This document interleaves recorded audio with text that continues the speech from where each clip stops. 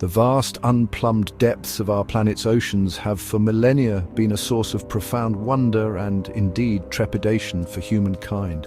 Within these dark, crushing pressures where sunlight dare not penetrate, the human imagination has conjured an extraordinary bestiary of creatures, beings that embody both our deepest fears and our most fervent hopes. Today we embark on a voyage not across the physical waves but through the currents of legend and folklore to explore some of the most astonishing sea monsters and mythical beings ever conceived by cultures across the globe. Join us, if you will, as we peer over the side of our collective vessel down into the inky blackness. What truly lurks beneath? Are these tales merely the fanciful products of minds grappling with the unknown? Or do they perhaps, in some instances, echo encounters with genuine, albeit misunderstood, marvels of the deep? These narratives, passed down through generations, are more than just stories. They are windows into the human psyche, reflecting our relationship with the immense, untamable power of the sea, a realm that covers most of our world, yet remains so tantalizingly and at times terrifyingly beyond our complete understanding. Prepare to navigate through chilling accounts of colossal krakens, primordial leviathans, and the haunting songs of sirens. We will journey from the icy waters of the Arctic to the sun-drenched coral reefs of the Caribbean, from the ancient Mediterranean to the mystical lochs of Scotland.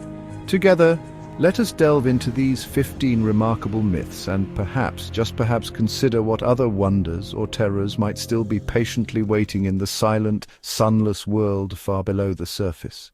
Sir, our journey into the abyss begins in the cold, often tempestuous waters of the North Atlantic, the domain of a creature whose very name has become synonymous with oceanic terror, the kraken. For centuries, sailors traversing the challenging seas between Norway, Iceland and Greenland whispered tales of this colossal entity, a beast of such unimaginable proportions that it could be mistaken for an island, only to reveal its horrifying true nature when it stirred. These were not mere fanciful fireside stories, they were born from the very real anxieties of those who made their living upon the unpredictable ocean. The descriptions of the kraken, pieced together from fragmented accounts and maritime lore, paint a picture of a truly monstrous being. Imagine a creature whose body, vast and amorphous, could stretch for more than a mile, its surface often described as rugged and uneven, like a cluster of small, rocky islets. From this colossal mass, an array of powerful, grasping tentacles would emerge, each one thicker than the mast of the grandest sailing ship, lined with suckers capable of adhering with incredible, unyielding force.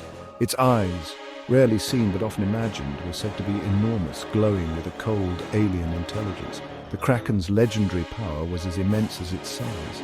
It was not merely a passive giant, it was an active predator, a malevolent force of nature.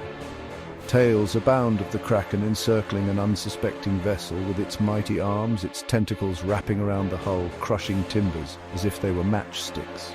With an inexorable pull, it would then drag the entire ship, crew and all down into the crushing blackness of the deep, leaving behind nothing but a swirling vortex and the fading screams of the unfortunate souls aboard, a chilling testament to its might. While the kraken of legend is undoubtedly a creature of myth, one cannot help but wonder at its potential origins. Could these terrifying accounts be exaggerated yet nevertheless rooted in encounters with real-life behemoths of the deep, such as the elusive giant squid or colossal squid? These genuine titans, though perhaps not island-sized, are formidable predators in their own right. The terror of such an encounter, amplified by the isolation and inherent dangers of the sea, could easily have given birth to the enduring, awe-inspiring legend of the kraken, a creature that continues to haunt our collective maritime imagination. From the icy layers of the kraken, we turn our gaze to the ancient texts of the Near East, where another colossal sea beast reigns supreme in mythic lore, the Leviathan. This creature, whose name resonates with power and primal fear, finds its most vivid descriptions within the rich tapestry of biblical literature, particularly in the Book of Job, the Psalms, and the prophecies of Isaiah.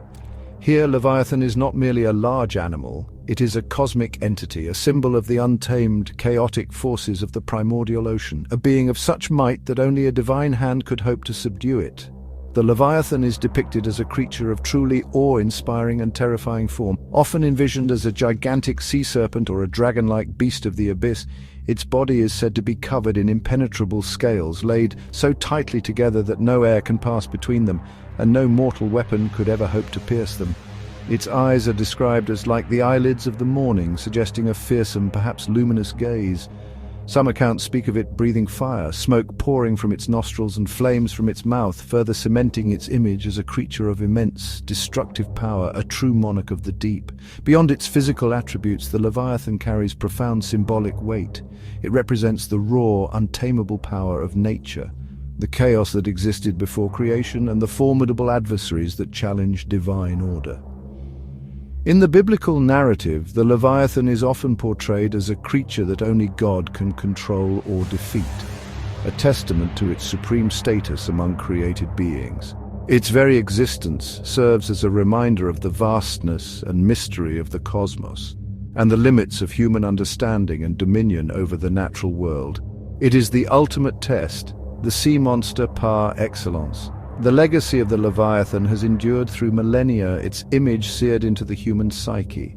It has inspired countless works of art, literature, and theological discourse, becoming a byword for any immense and overwhelming power. Whether viewed as a literal beast of the ancient seas or a potent metaphor for chaos and the sublime, the Leviathan continues to command our respect and awe, a timeless symbol of the profound mysteries and formidable forces that lie hidden within the world's oceans, forever challenging our perceptions of order and control. We now navigate into waters where myth takes on a more beguiling yet often equally perilous form, the realm of the mermaid. These enigmatic beings, half human and half fish, have captivated the human imagination across countless cultures and centuries, embodying the eternal allure and the hidden dangers of the sea. They represent a bridge between two worlds, our own terrestrial existence and the mysterious fluid kingdom beneath the waves, a fusion of the familiar and the profoundly alien, which perhaps explains their enduring hold on our stories and dreams. In many tales, mermaids are portrayed as creatures of enchanting beauty and grace. Their upper bodies, perfectly human, are often depicted as ideals of feminine allure, with flowing hair the color of seaweed or sunset, and voices capable of melodies so captivating they could becalm the roughest seas or indeed a sailor's heart. They are sometimes associated with wondrous treasures hidden in underwater grottos, with knowledge of the ocean's deepest secrets, or even with the power to grant wishes.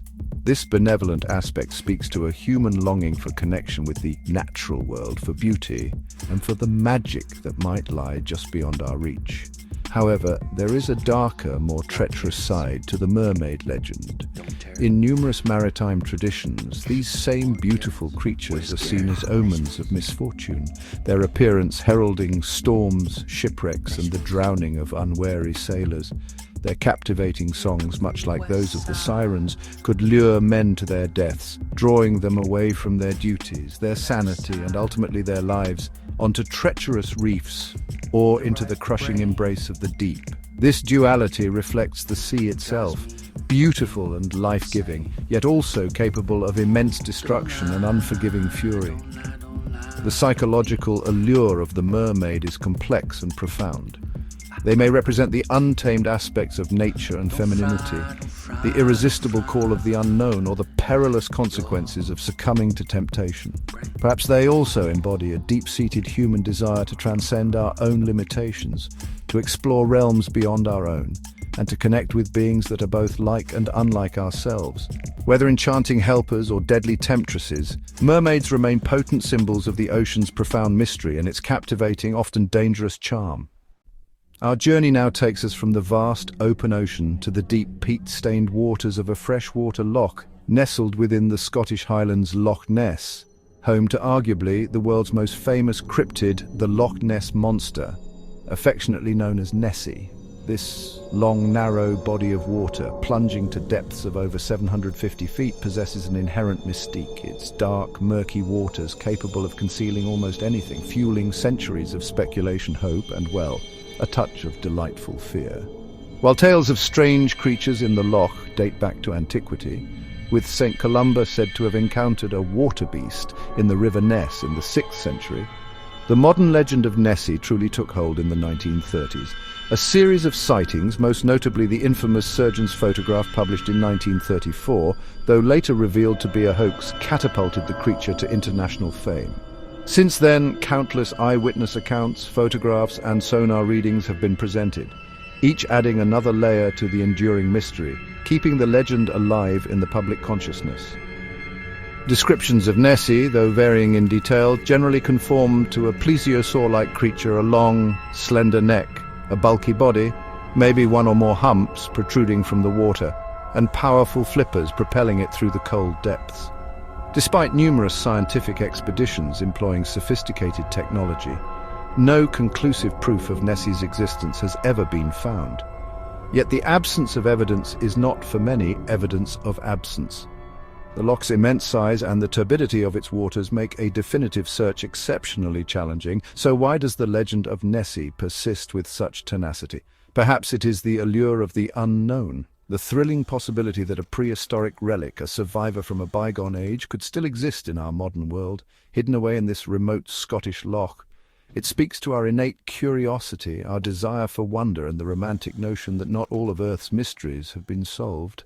Nessie remains a potent symbol of the wild, the undiscovered, and the enduring power of a good story to capture the imagination of generations. We now sail into the turbulent waters of Greek mythology, to the narrow Strait of Messina, a treacherous passage separating Italy and Sicily. Here, ancient mariners faced a terrifying dilemma, a choice between two equally dreadful perils. On one side lurked Scylla, a hideous multi-headed monster, and on the other, the subject of our current focus, Charybdis, not a creature of flesh and blood in the conventional sense, but a monstrous, all-consuming whirlpool, personified as a female entity of insatiable hunger. Charybdis, in the vivid accounts of poets like Homer, was a being of immense and terrifying power, located beneath a great fig tree on one side of the strait. 3 times a day she would suck down the waters of the sea in a colossal swirling vortex, inhaling everything in her path, ships, sailors, and the unfortunate creatures of the deep. And 3 times a day she would violently spew them forth again, belching out a chaotic maelstrom of splintered wood, seawater, and debris. To be caught in her indrawing breath was to face certain annihilation. The terror of Charybdis lay not in fangs or claws, but in the sheer impersonal and inescapable force of nature she represented. Sailors navigating the strait were caught in an impossible bind: steer too close to Scylla and lose several men to her snapping jaws, or risk the course near Charybdis and face the potential loss of the entire vessel and all hands aboard. Odysseus himself, in his epic journey, famously had to make this dreadful choice, opting to sacrifice a few crew members to Scylla rather than risk complete destruction in the gaping maw of the whirlpool. Charybdis serves as a potent metaphor for overwhelming natural phenomena and the terrifying choices that life sometimes presents, where any path taken leads to loss or danger. She embodies the raw, destructive power of the sea, its capacity to swallow whole even the most formidable human endeavors without a trace. The legend of Charybdis, born from the very real dangers of this narrow, current-ridden strait, reminds us of the awe and respect that the ancient world held for the untamable forces of the ocean, a power that could, in an instant, turn from tranquil passage to devouring abyss. Staying within the rich tapestry of Greek mythology, we encounter another legendary peril of the sea, one that appeals not to brute force, but to a far more insidious and captivating danger: the sirens. These enigmatic figures, dwelling on a flower-strewn island, were famed for their irresistible songs, melodies so enchanting, so filled with promise, that they lured sailors to their doom upon treacherous, bone-littered shores. Their threat was not one of physical confrontation, but of overwhelming, fatal temptation.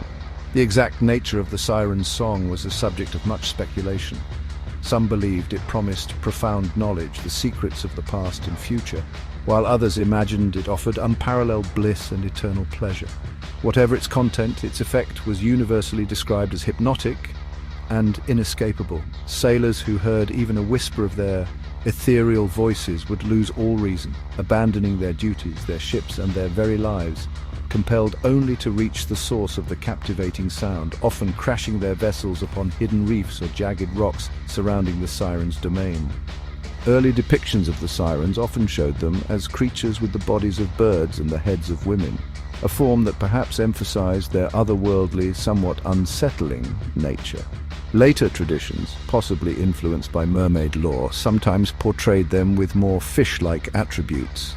Regardless of their precise form, the core of their legend remained consistent, the deadly contrast between the sublime beauty of their song and the gruesome fate that awaited those who succumbed to its allure. Their island was said to be piled high with the bones and decaying flesh of their countless victims. The sirens represent a powerful psychological archetype, the allure of dangerous knowledge, the irresistible pull of temptation that can lead to ruin, and the eternal struggle between desire and self-preservation. Odysseus famously navigated past their island by having his crew plug their ears with beeswax, while he himself, curious to hear their song but aware of its danger, was tied securely to the mast of his ship. The legend of the sirens serves as a timeless cautionary tale about the seductive power of illusions and the importance of resisting those calls that promise paradise but deliver only destruction. Our mythological voyage now steers us northwards into the stark, dramatic world of Norse cosmology, where we encounter a serpent of truly mind-boggling proportions, Jormungandr, also known as the Midgard serpent. This colossal creature is not just any sea monster, it is a key figure in the epic sagas of the Vikings, a being whose sheer scale and destiny are interwoven with the fate of the world itself. Born from the union of the trickster god Loki and the giantess Andromeda, Jormungandr was deemed so dangerous by the Aesir gods that Odin himself cast him into the great oceans surrounding Midgard, the realm of mortals. Jormungandr grew to such an enormous size that his body encircled the entire world. A true world serpent, so long that he could grasp his own tail in his mouth, forming an unbroken ring around the lands of humanity. He lay in the abyssal depths, a constant unseen presence, a symbol of the vast untamed wilderness that lay beyond the borders of the known and ordered world. His immense coils, shifting in the deep, were sometimes believed to be the cause of storms and earthquakes, a physical manifestation of the latent chaos underpinning creation.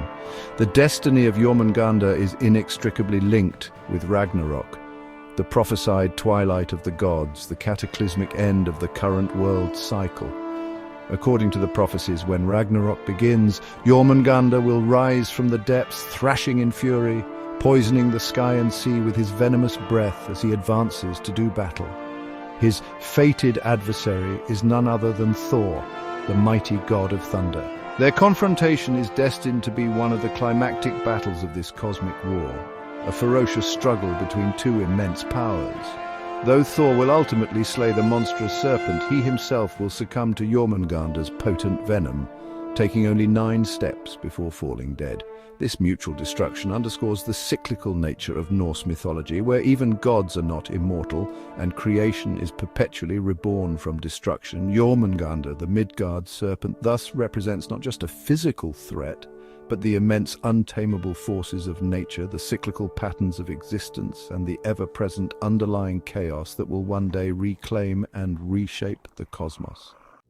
We now journey from the frozen north to the warm, crystalline waters of the Caribbean, specifically to the mysterious blue holes of the Bahamas. These submarine sinkholes, plunging to incredible depths, are gateways to intricate underwater cave systems, and according to local legend, they are the lairs of a terrifying creature known as the Lusca.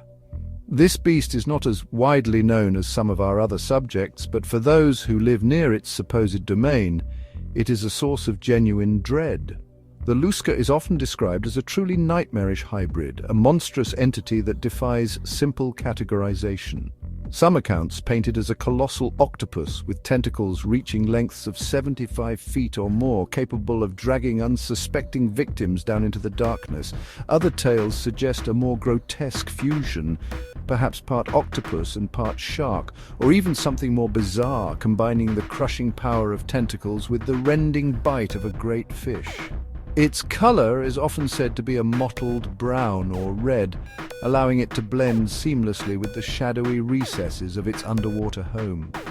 The legends of the Lusca are filled with chilling accounts of its predatory behavior. Swimmers venturing too close to the entrances of blue holes are said to vanish without a trace, pulled under by an unseen force. Small boats have reportedly been attacked, their hulls breached, or the entire vessel dragged beneath the waves. The deep, dark openings of these submarine caves, often with strong currents, lend themselves perfectly to such tales, creating an environment where the line between natural danger and monstrous predator can easily blur. The fear inspired by the Lusca is palpable, a primal terror of what lurks just beyond the reach of sunlight in passages that twist and turn into the unknown. It is a predator perfectly adapted to its labyrinthine, shadowy environment, a creature that embodies the hidden dangers of these beautiful yet perilous underwater formations. While scientific evidence for such a hybrid creature is non-existent, the Lusca serves as a potent reminder that even in paradise, the unknown depths can harbor stories of profound and unsettling horror, reflecting our innate fear of being pulled into an alien, inescapable abyss. Our exploration now takes us across the Pacific to the shores of Japan, a nation with a rich and ancient maritime tradition and a correspondingly vast array of sea spirits and monsters. Among the most enigmatic and unsettling of these is the umibozu, which translates roughly to sea monk or sea priest. This is not a creature of flesh and blood in the conventional sense, but rather a spectral, often colossal entity that manifests from the ocean itself, bringing with it an aura of mystery and profound unease. The umibozu typically appears as a gigantic, dark humanoid head and upper torso, rising suddenly and silently from a calm sea, often at dusk or during the night. Its form is generally smooth and featureless, resembling the shaved head of a Buddhist monk, hence its name. Its skin is usually described as black or a very dark grey, and it possesses two large, often glaring or vacant eyes. Sometimes it is said to have a mouth, but its most defining characteristic is its sheer, unexpected emergence from the depths, a towering, shadowy figure against the fading light. The behavior of the umibozu varies in folklore. It is generally considered an ill omen, its appearance heralding storms or misfortune for any vessel that encounters it. Some tales recount the umibozu demanding a barrel or a ladle from the terrified sailors. If given one, it might scoop up vast quantities of seawater and attempt to swamp the ship. The only way to survive such an encounter, according to some legends, is to provide it with a bottomless barrel, thus foiling its attempts to drown the crew. To anger or defy an umibozu is to invite certain disaster, as it is capable of smashing ships with its immense form.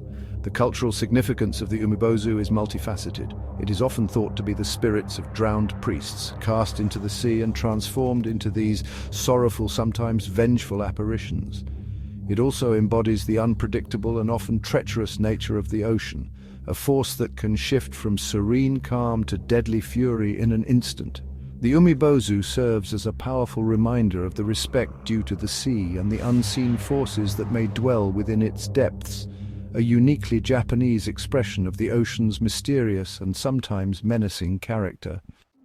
We now delve into the fascinating pages of medieval European bestiaries and ancient mariners' tales to encounter a creature of truly colossal proportions, so vast that it is often mistaken for an island, the Aspidochelone. This legendary sea beast, whose name is believed to derive from Greek, combining aspis meaning shield and chelone meaning turtle, has captured the imagination for centuries with its deceptive appearance and the perilous trap it sets for unwary sailors.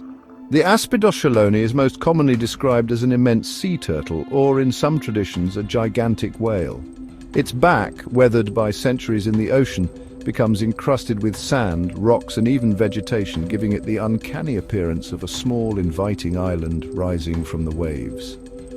This verisimilitude is key to its legend, as it is this island-like quality that lures sailors to their doom. They see what appears to be a haven, a place to rest, make repairs or replenish supplies. The classic narrative unfolds with a kind of chilling predictability. Weary mariners, sighting this apparent landmass, joyfully steer their ship towards it and disembark onto its seemingly solid surface.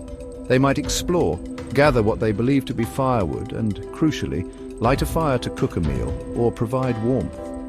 It is this act, the introduction of heat, that rouses the colossal creature from its slumber. Feeling the unfamiliar warmth, the Yspadockaloni slowly begins to submerge, seeking the cool relief of the deeper waters.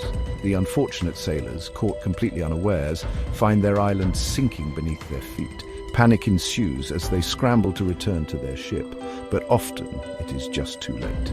The great beast descends into the abyss, taking with it the crew, their supplies, and sometimes even their entire vessel, leaving no trace behind.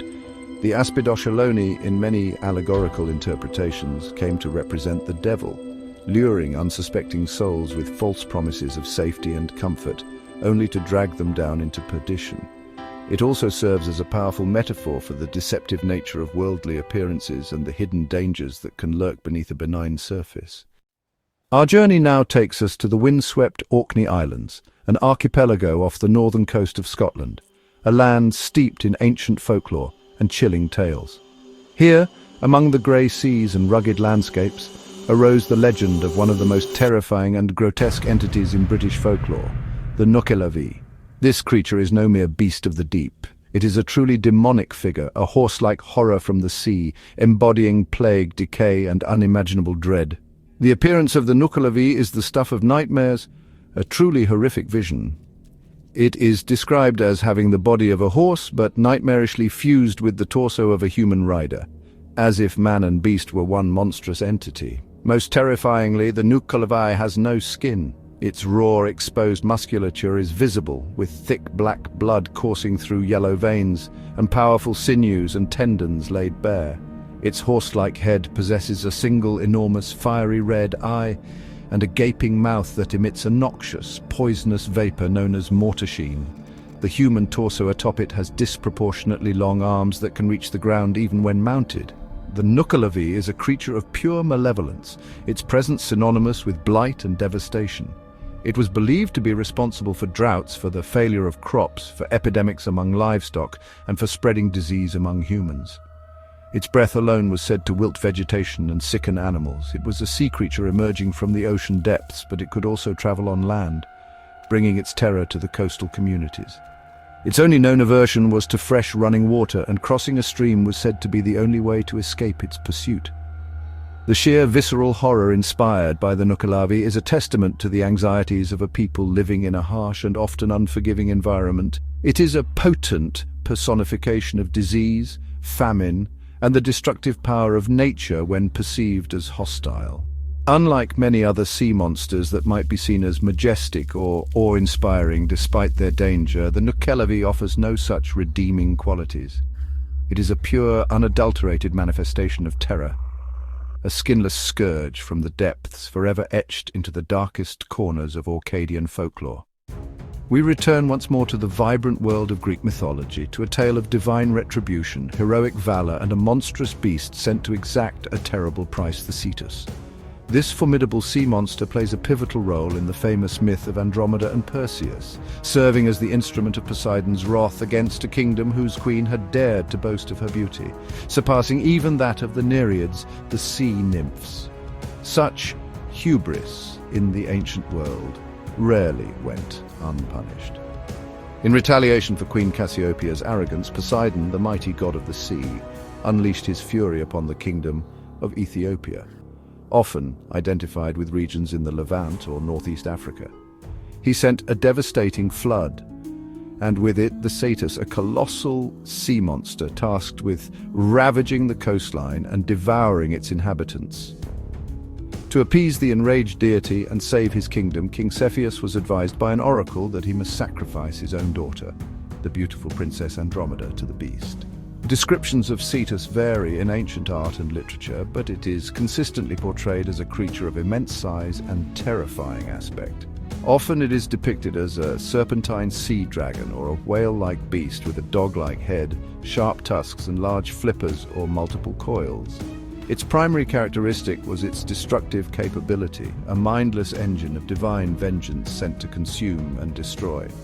Andromeda was chained to a rock by the sea, a helpless offering to the insatiable monster, awaiting her grim fate. It is at this dramatic moment that the hero Perseus, fresh from his triumph over Medusa, arrives. Seeing Andromeda's plight and the approaching Cetus, he bravely confronts the monster. In some versions of the myth, he uses Medusa's head to turn Cetus to stone. In others, he slays it with his sword. The defeat of Cetus is a classic hero-monster confrontation, symbolizing the triumph of order over chaos, courage over terror, and the rescue of innocence from a gruesome demise. Cetus, the Devourer, thus becomes a catalyst for heroism and the establishment of a new, divinely sanctioned order. Our exploration of mythical sea creatures now takes us to the vibrant cultures of India and Southeast Asia, where we encounter the Makara, a fascinating and highly symbolic being deeply embedded in Hindu, Buddhist, and Jain traditions. Unlike many of the purely terrifying monsters we've discussed, the Makara often holds a more complex and frequently benevolent role. It is a creature of immense antiquity, its depictions found in art and architecture dating back many centuries. The Makara is a composite creature, a stunning example of mythological hybridity. Its form varies across different regions and artistic interpretations, but it commonly possesses the head and jaws of a crocodile, the trunk of an elephant, the tusks of a boar, the eyes of a monkey, or the snout of a deer. Its body is typically that of a fish or a seal, and its tail can be elaborately styled, sometimes resembling a fish's tail, peacock feathers, or even intricate floral patterns. This amalgamation of diverse animal features imbues the Makara with the perceived strengths and characteristics of each.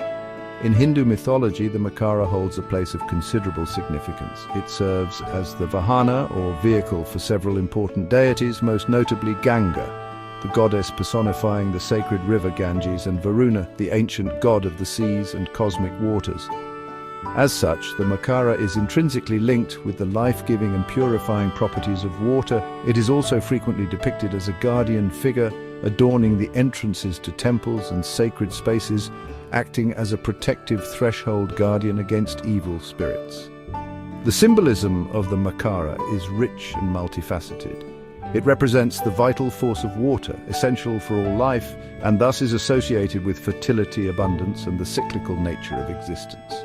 Its hybrid form can be interpreted as embodying the interconnectedness of all living things, or the harmonious blending of different cosmic energies. Far from being solely a creature of dread, the Makara is often a powerful and auspicious symbol, a guardian of sacred waters, and a testament to the profound spiritual significance attributed to the aquatic realm in these ancient cultures.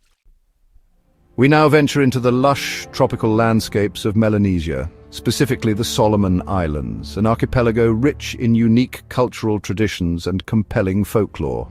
Here, in the freshwater lakes and rivers, legend speaks of a powerful and often protective entity known as the Abaya. This creature takes the form of a gigantic magical eel, a being that holds a special, almost sacred status within its aquatic domain, acting as a formidable guardian of its ecosystem.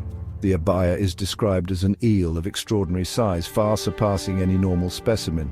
It dwells in the deepest parts of freshwater lakes, often unseen but always present, a silent watcher over the waters and all the creatures that inhabit them. According to the lore of the Solomon Islanders, the Abaya considers all the fish, turtles, and other aquatic life within its particular lake to be its children, and it is fiercely protective of them, maintaining a natural balance within its watery realm. The truly remarkable aspect of the Abaya legend lies in its role as an ecological enforcer. It is said that if any human dares to harm or kill one of the creatures under its protection, or if they pollute or disrespect the waters of its lake, the Abaya will retaliate with tremendous power. It is believed to possess the ability to cause great storms, torrential rains, and devastating floods, not just in the immediate vicinity of the lake, but extending to the surrounding lands, punishing those who have transgressed against the natural order it upholds. The story of Abaya carries a profound and timeless ecological message. It portrays a creature that is not inherently malevolent, but rather a guardian spirit of its environment, a powerful force that ensures respect for the delicate balance of nature. In a world increasingly aware of the consequences of environmental degradation, the ancient tale of the Abaya resonates with a peculiar relevance, reminding us that actions have consequences and that the natural world, in its own way, may demand respect and retribution when its harmony is disturbed. It is a powerful myth of stewardship and the interconnectedness of all life within an ecosystem. For our final mythical sea creature, we journey to the stark, frozen beauty of the Arctic, the traditional homelands of the Inuit people. Here, amidst the ice floes and the frigid, unforgiving waters, lives the legend of the Kalupalik, a chilling figure from Inuit oral tradition, a creature perfectly embodying the hidden dangers that lurk beneath the icy surface, particularly for the young and unwary. This is a tale told not just for fright, but for survival. The Kalupalik, also sometimes spelled Kalupiluk, is described as a human-like creature, though distinctly non-human in its terrifying details. It is said to lurk beneath the sea ice or near the water's edge, waiting for an opportunity. Its skin is often depicted as green or pale and clammy, sometimes bumpy or scaly. It has long, dark, flowing hair and unsettlingly long fingernails like claws. Perhaps its most distinctive feature is the amauti it wears, a traditional Inuit parka, designed with a large pouch on the back, typically used by Inuit women to carry their babies. For the Kalupalik, this pouch serves a far more sinister purpose. The behavior of the Kalupalik is insidious and targeted. It is said to emit a distinctive, eerie humming or singing sound, a melody designed to attract the attention of children who might be playing or wandering too close to cracks in the ice or the dangerous, unstable edges of the shoreline. Once a child is lured near, the Kalupalik will swiftly reach out with its long-nailed hands, snatch the unfortunate victim and place them into its amauti before disappearing back beneath the icy water to its lair, taking the child away forever. The story of the Kalupalik serves a vital function within Inuit culture. It is a potent cautionary tale, a vivid and memorable way to impress upon children the very real dangers of the Arctic environment. The sea ice can be treacherous, thin in places, and prone to breaking. Wandering too close to the water's edge exposes one to the risk of falling into the lethally cold sea. The Kalupalik, the child-snatching sea creature, thus becomes a personification of these perils, a mythological guardian, ensuring that the youngest members of the community learn to respect the formidable and often hazardous world in which they live. And so our journey through the mythical seas draws to a close. We have encountered colossal krakens, primordial serpents, enchanting mermaids, and skinless scourges. A breathtaking and at times terrifying array of beings conjured from the depths of human imagination. These creatures, born from the interplay of fear, wonder, and the eternal mystery of the ocean, tell us as much about ourselves, our cultures, and our attempts to comprehend the vast unknown as they do about the waters themselves. They are echoes of our collective past, resonating with timeless themes. The oceans of our planet, even today, remain the least explored regions of Earth. While the monsters we have discussed belong to the realm of myth and legend, who can say with absolute certainty what true marvels, what undiscovered forms of life still await us in those crushing, lightless depths?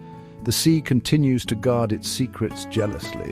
We would be thrilled to hear which of these legendary sea creatures captured your imagination the most, or if there are other maritime myths from your own culture that you hold dear. Please do share your thoughts and favorite tales in the comments section below. Thank you for diving with us into this extraordinary world of legendary sea monsters. It has been a privilege to navigate these ancient stories alongside you. If you've enjoyed this exploration of historical mysteries and the enduring power of myth, we warmly invite you to subscribe to our channel for many more fascinating journeys into the enigmatic corners of our world's rich and varied past. Until next time, may your curiosity continue to explore the depths.